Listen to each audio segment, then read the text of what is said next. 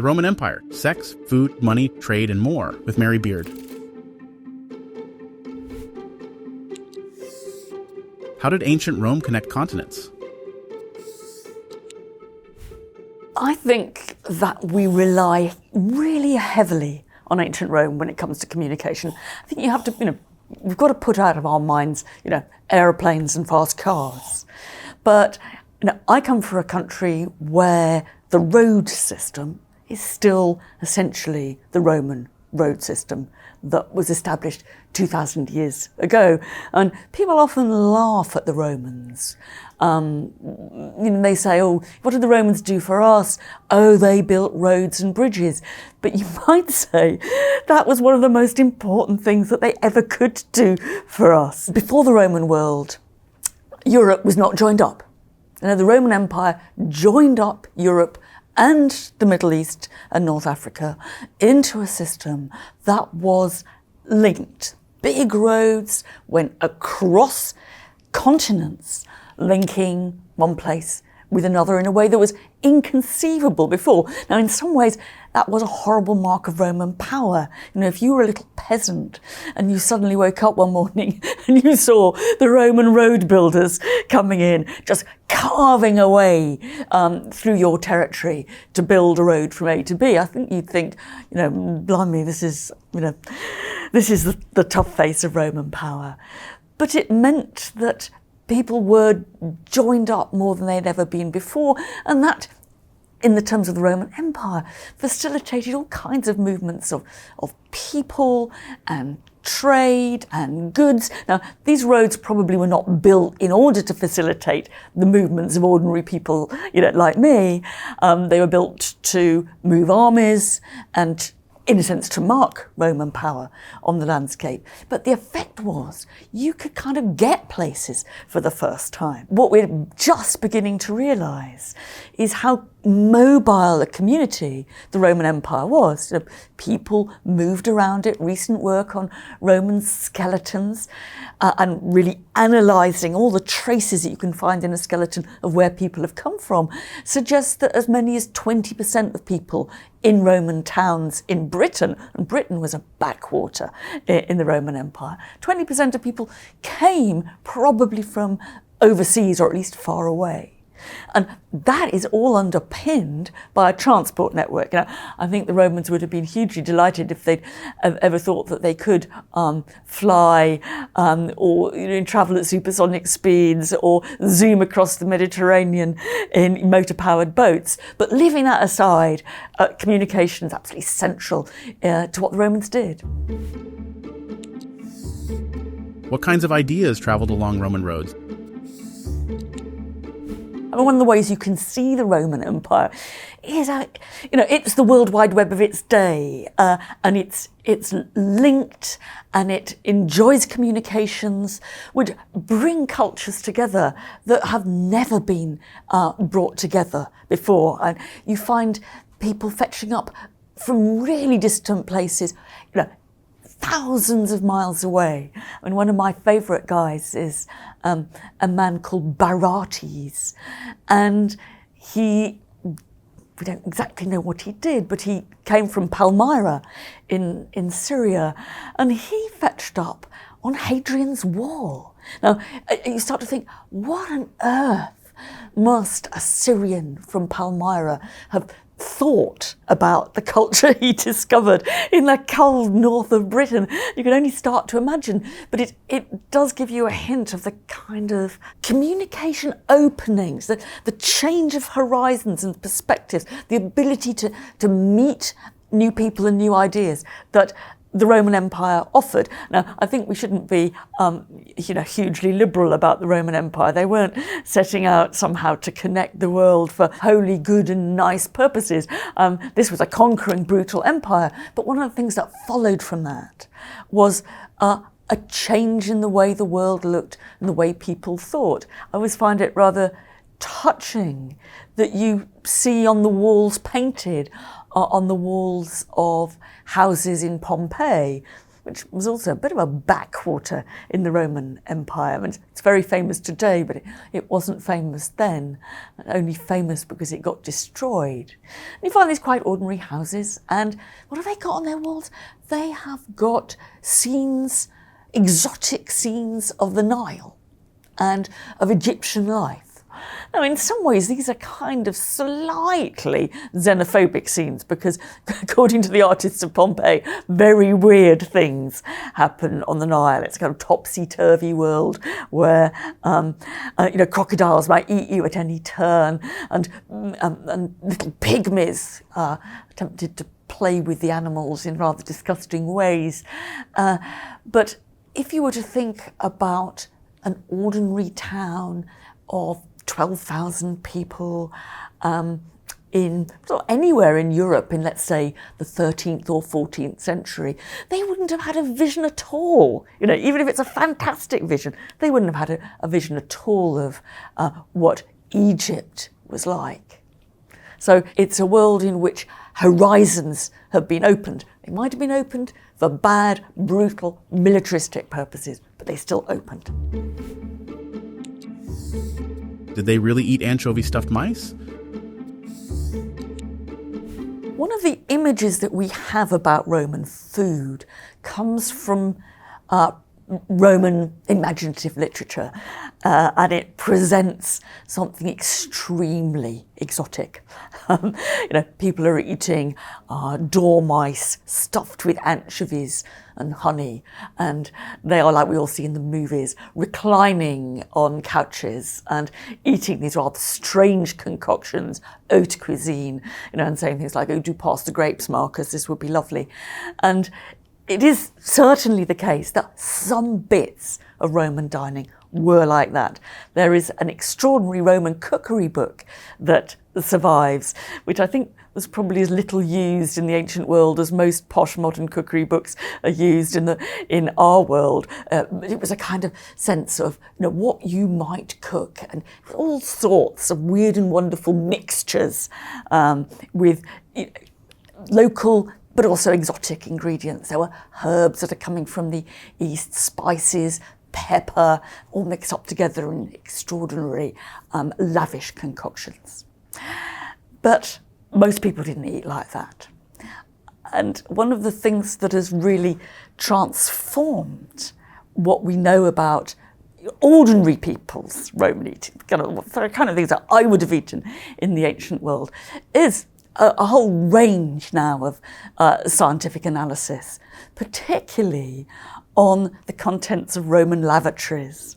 And in Herculaneum, the town which is very close to Pompeii and was also destroyed in the eruption of 79, one of the most extraordinary recent discoveries has been a cesspit, which was underneath a pretty modest, ordinary block of flats, and it was the cesspit that took, completely unmediated, the contents of every lavatory in the building and just let it rot there. Archaeologists have recently found this cesspit, and they've bagged it all up and actually taken it from Italy to Oxford to be analysed.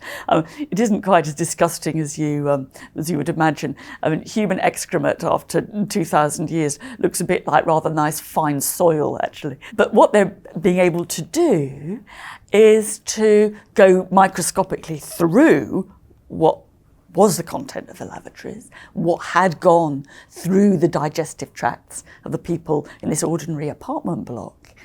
And they're coming out with a wonderful picture from that of what real people really ate. That isn't actually dormice stuffed with anchovy and honey. It is fruit and figs and pomegranates, few kind of imported things like pepper, eggs, chicken, pork, and the people of Herculaneum, partly because they lived near the sea, were very good at exploiting sea life too, and it's absolutely clear that one of their favourite foods was sea urchins, because there are very clear traces in this decomposed excrement of sea urchin spikes, makes you think it might have been a bit uncomfortable. But it's certainly a good sign that these people are eating a standard, local, pretty healthy diet, actually, although with a little bit of imported stuff mixed in. What you don't see so much of, because of the way the analysis goes, is the other staple, obviously, for people in the ancient world, which is bread.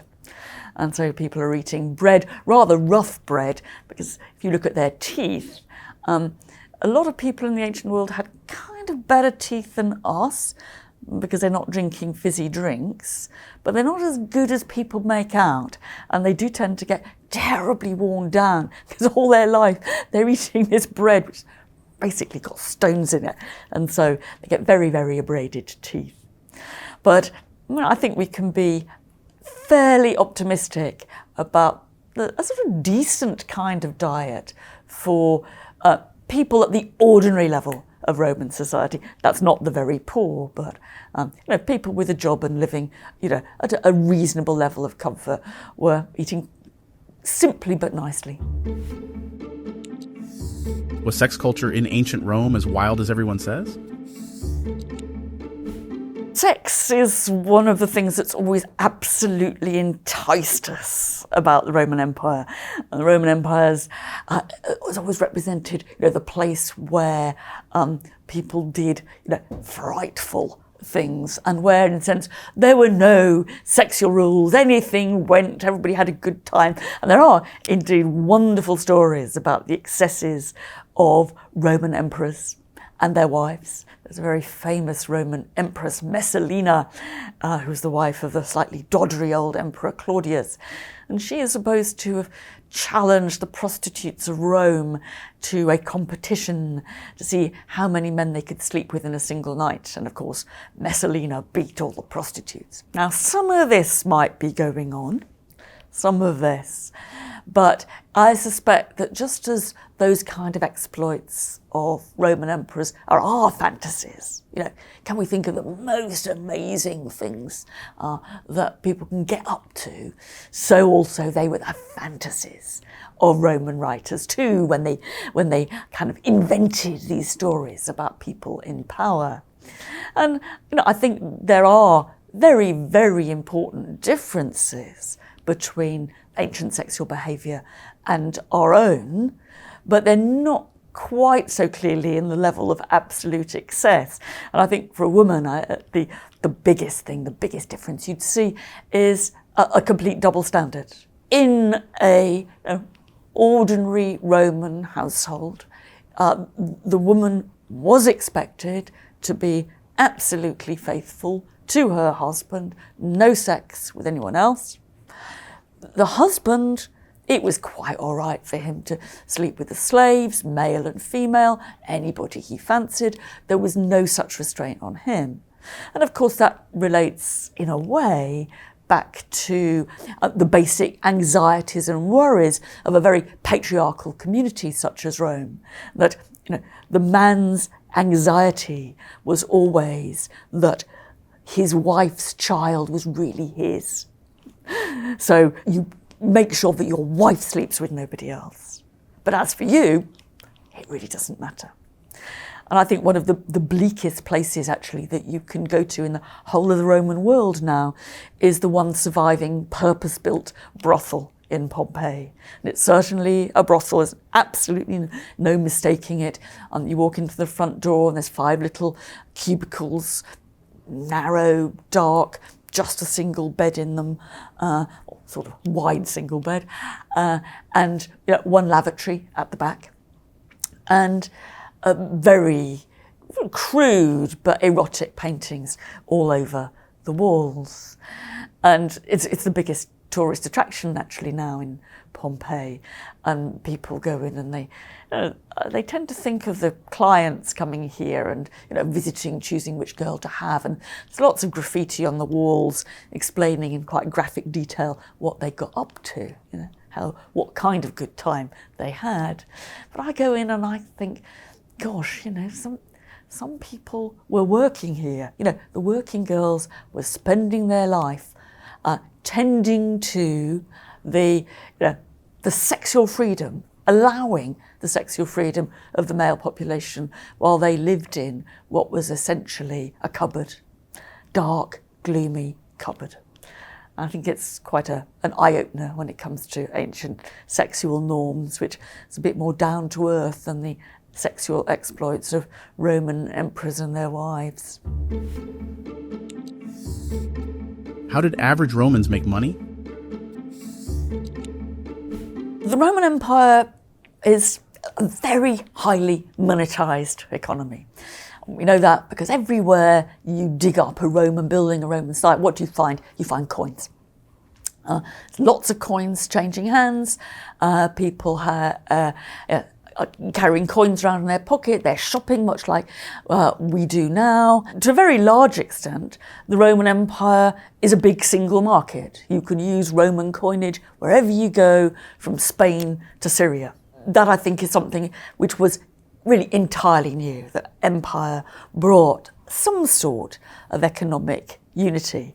But I think we have to be a bit careful before we assume it's too much like us. First of all, the Roman state doesn't have any monetary policy, and we're used to there being, a department in the government which controls minting policy, coinage, the money supply, economic activity. There was nothing like that in Rome.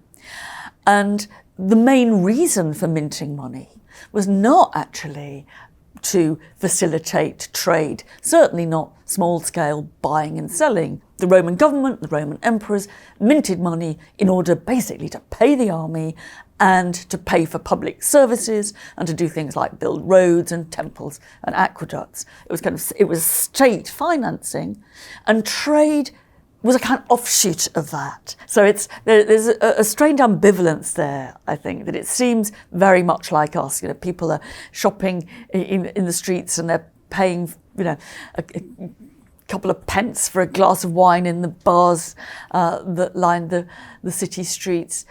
But there isn't any direction of that economy. It's a kind of entirely unregulated economy. And I think that trade is hugely important in the Roman Empire. The Mediterranean is a big crossover point of shipping going from one end of the sea to the other. There is enormous amounts of stuff coming into Rome itself. Olives and olive oil from Spain and from North Africa, and grain pouring in. Rome, by the time you get to the 1st century BC, the era, let's say, of Julius Caesar, is a city of 1 million people, and it's really sucking in enormous quantities of material that people are making a lot of cash out of, actually. There are people getting rich on the back of this. There's a lovely little town I visited recently in really inside Turkey, about 3 hours from the coast, the town of Hierapolis. And you can tell that from the way the people of Hierapolis commemorate themselves, they've got a fantastic textile industry going on, thousands of miles away from Rome. There's one guy who boasts on his tombstone that he's made over 80 journeys to Italy in the course of his lifetime, presumably taking textiles to flog in Rome. So there is a lot of this stuff going on. There's a lot of movement, and there's a lot of fortunes being made, honestly. But it still isn't anything like what we have now. I think there's still a big difference in that most people actually are not living in towns, they're living in the country. And towns are very highly trading communities, very economically generated. In the country, the amount of trading that's going on is not much. The amount of stuff that people are eating on little farms has not come from anywhere else but the radius of about 10 miles. And there is always an expense, a big expense, in the kind of long-term, long-distance trade that in some ways marks out the very upper echelons of the trading market at Rome. It does cost a lot of money to move things from one end of the Roman Empire to another. There are people with a lot of money to buy, so that's fine, but it is expensive and it's quite dangerous. And one of the ways that we've got some of the best glimpses into the sort of trading activities that's going on are from shipwrecks at the bottom of the Mediterranean Sea, which of course tells its own tale, that an awful lot of these cargoes didn't actually make it. So in some ways, very like ourselves. It's a monetized world that we could feel pretty familiar with, but there are some definite and distinct differences from our own day. Tell us more about war and the military.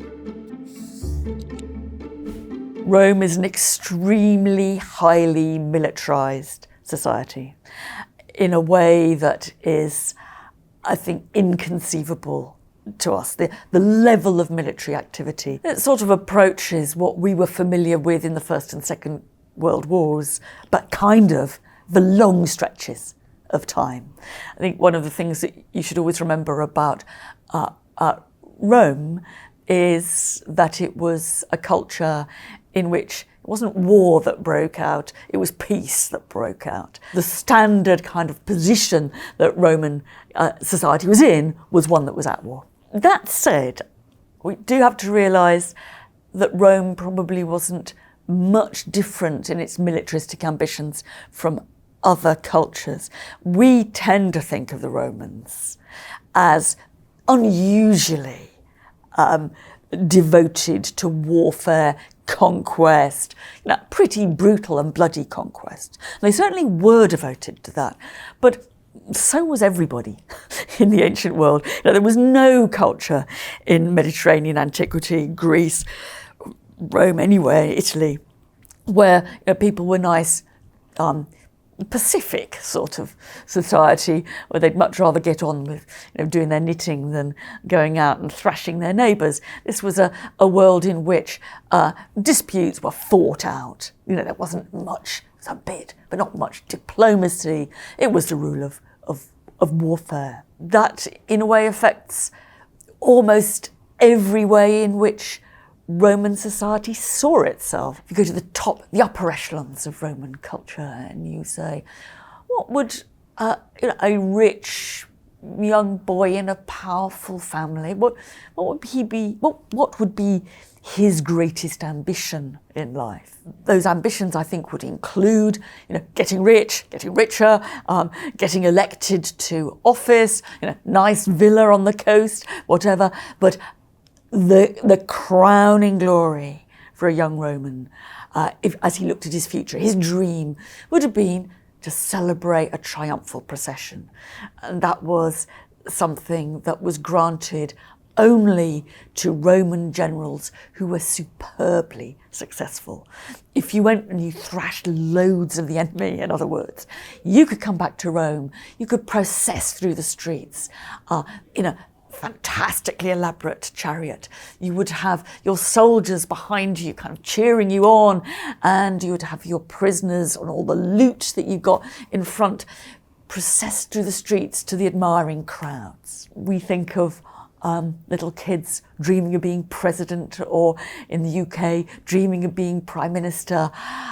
Little kids in Rome would have dreamt about military glory and the triumphal procession as the acme of their ambitions. There's two things which strike me as quite odd given that intense militarism.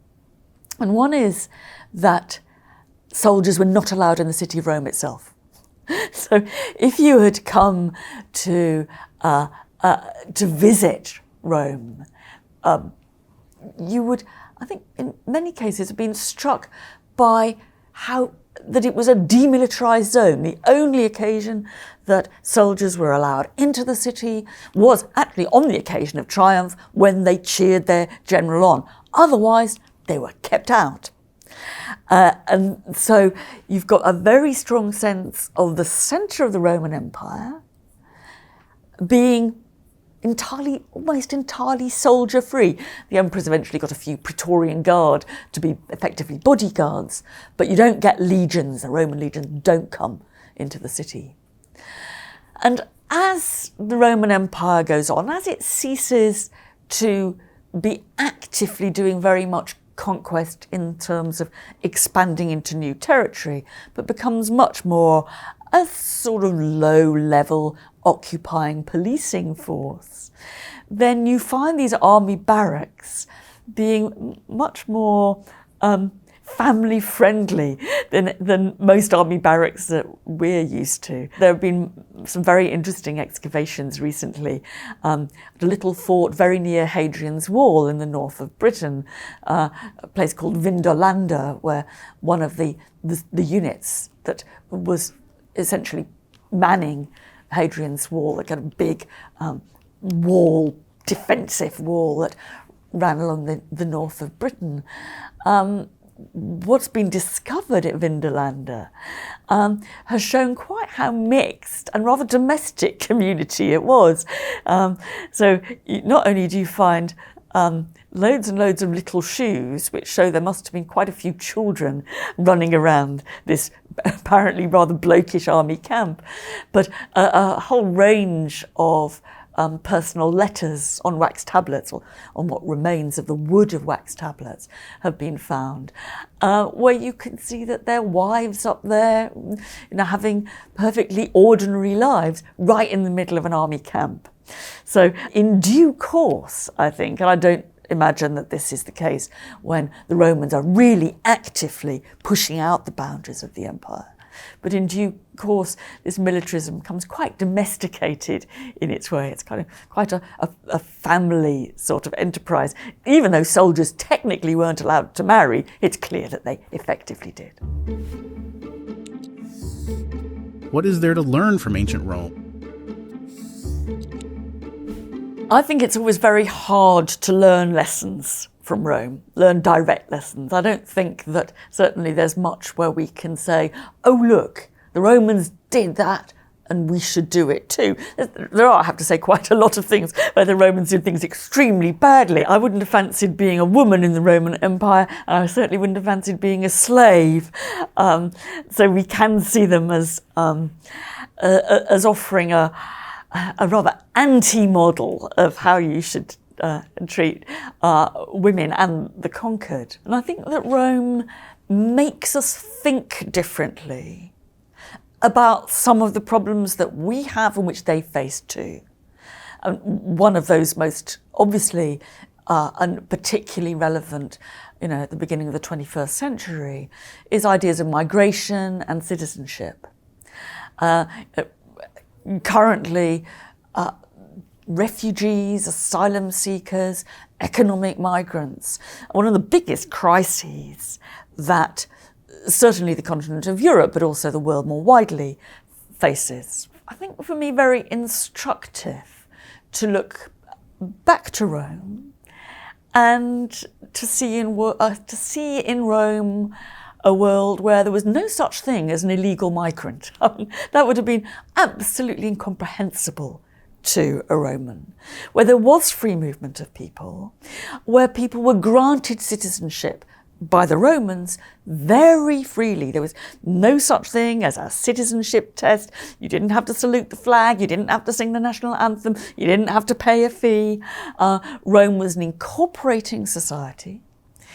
And indeed, when Rome thought about its very origins, who founded Rome, and they told elaborate, fantastic, mythical stories, like the story of Romulus and Remus, who founded Rome after being discovered and suckled by the wolf on the banks of the Tiber, or a different story, but equally popular, how the Roman race was founded by Aeneas, who had been a Trojan hero in the great war between the Greeks and the Trojans at Troy, and Aeneas had fled from Troy to find a new city in Italy when his own had been defeated.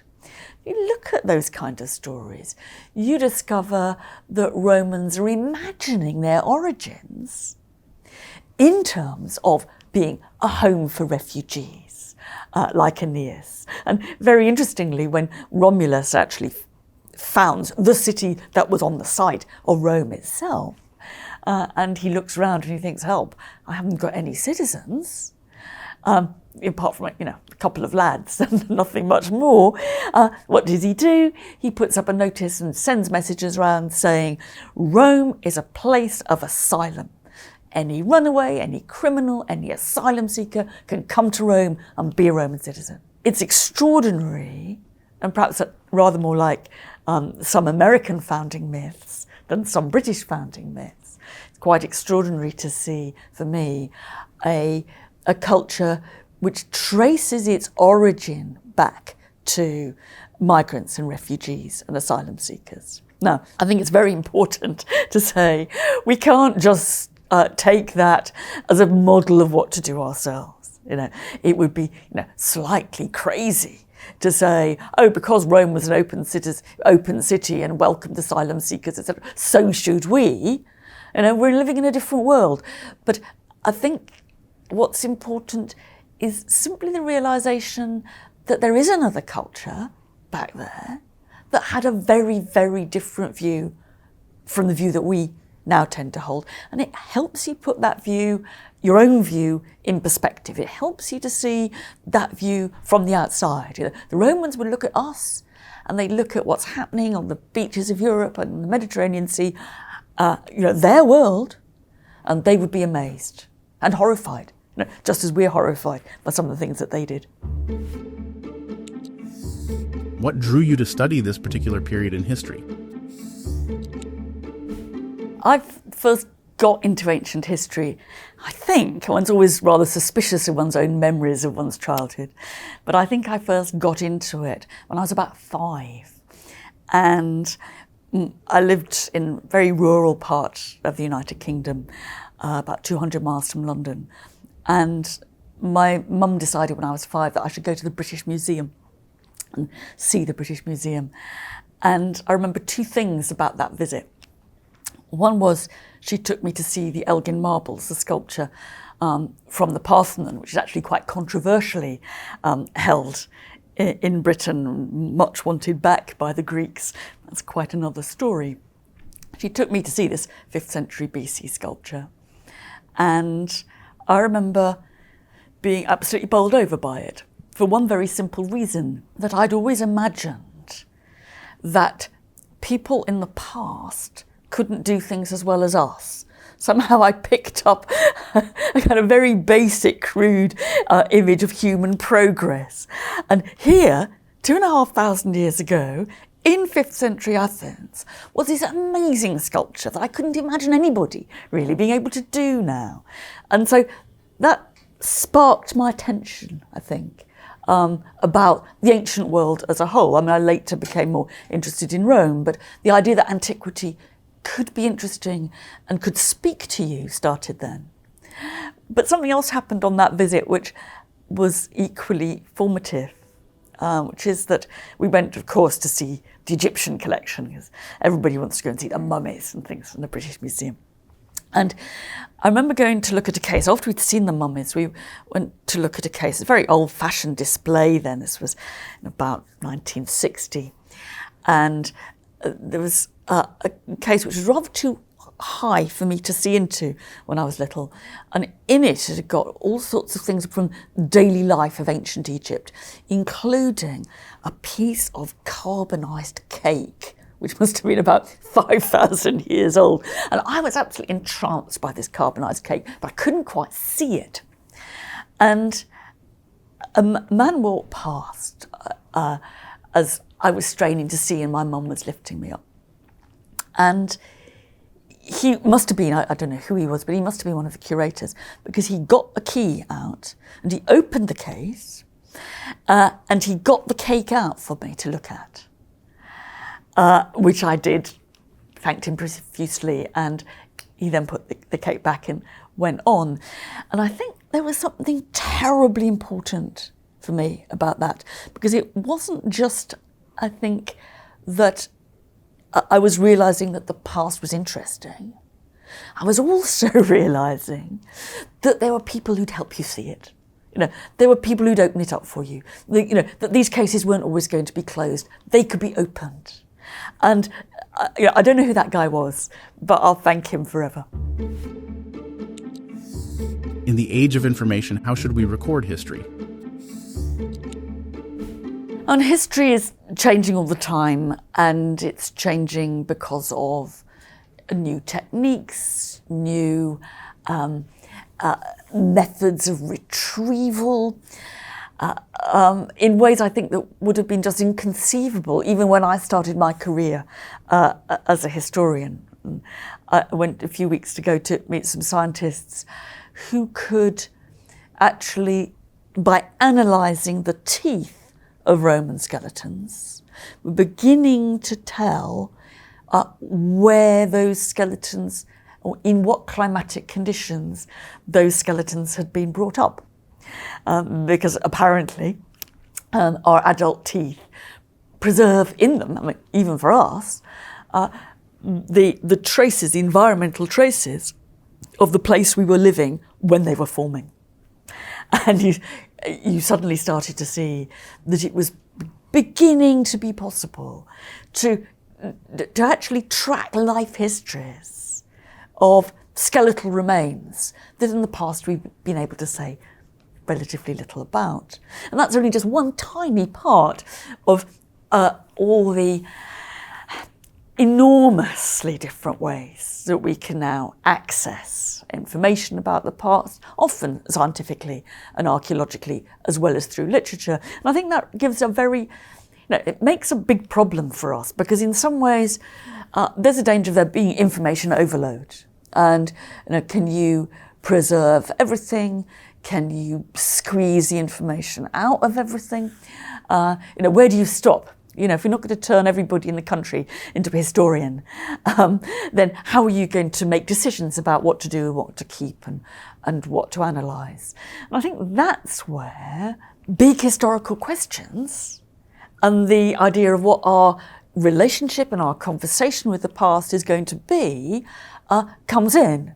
Because I think history is not, it's not a science, or it's not an art, I'm not quite sure which it is, that simply uncovers the facts about the past and then moves on.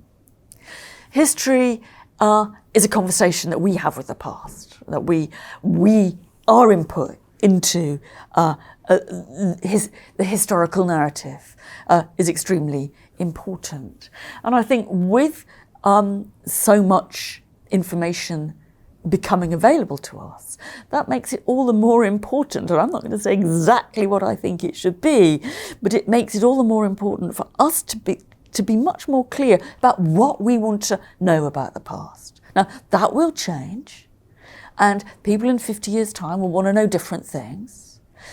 That's all fine, but we, in a sense, I think, have to trust our own questions to help us sift what material we've got, to help us prioritise certain techniques, certain questions, certain answers. And I think the other thing that we have to do is to be very well aware that it's only going to get bigger, it's only going to get more technical, and there's going to be more answers than we're going to be able to get in 50 or 100 years' time.